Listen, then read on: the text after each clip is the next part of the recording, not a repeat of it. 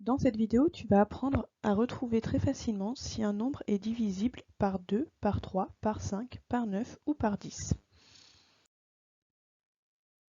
Un nombre va être divisible par 2 si c'est un nombre pair, donc s'il se termine par 0, par 2, par 4, par 6 ou par 8. Si on prend ces différents exemples, 21 se termine par 1, donc il n'est pas divisible par 2, puisque ce n'est pas un nombre pair. 48, il se termine par 8, donc il est divisible par 2. 3254, il se termine ici par un 4, qui fait partie de la liste ici. Donc 3254, c'est un nombre pair, il va être divisible par 2. Pour savoir si un nombre est divisible par 5, il faut regarder pareil son chiffre des unités. Si ce chiffre est un 0 ou un 5, le nombre va être divisible par 5. Donc si on prend ces exemples, 125, il se termine par 5. Donc 125, il est divisible par 5. 48, il se termine ni par un 0 ni par un 5, donc il n'est pas divisible par 5. Et 6540, il se termine par un 0, donc il sera divisible par 5. Pour savoir donc si un nombre peut se diviser par 10, on regarde pareil son dernier chiffre. Si c'est un 0, le nombre sera divisible par 10.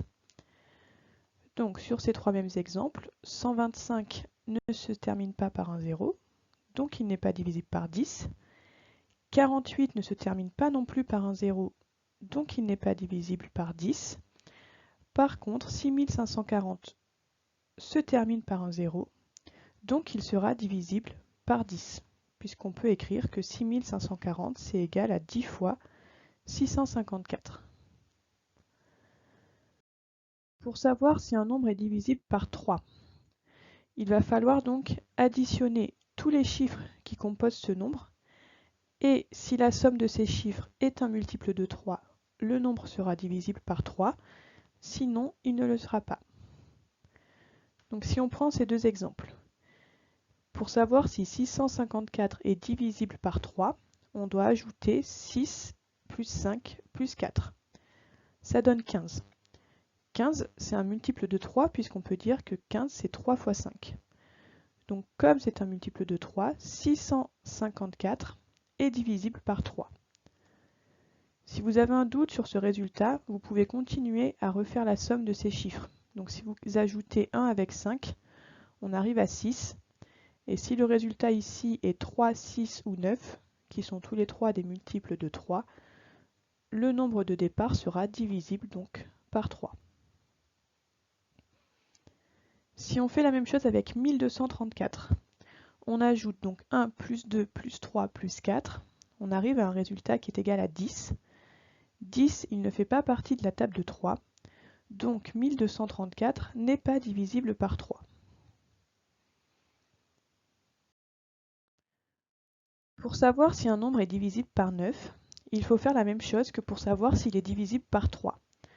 On ajoute tous les chiffres qui composent ce nombre et on regarde si le résultat est un multiple de 9. Donc pour 654, on va ajouter 6 plus 5 plus 4 qui donne 15, mais 15 n'est pas dans la table de 9 puisque dans la table de 9, on a 9 fois 1 qui fait 9, 9 fois 2 qui fait 18. Donc comme ce résultat n'est pas dans la table de 9, 654 n'est pas divisible par 9. Pour 87 435, on fait la même chose, on ajoute tous les chiffres qui composent ce nombre. Si on fait cette addition, on arrive à 27. 27 est dans la table de 9, puisque 27 c'est 3 fois 9. Donc comme ce résultat est dans la table de 9, 87 435 est divisible par 9.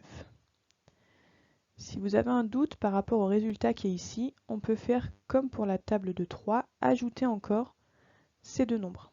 Donc 2 plus 7 est égal à 9. Là, si votre résultat est 9, il faut à chaque fois tomber que sur 9.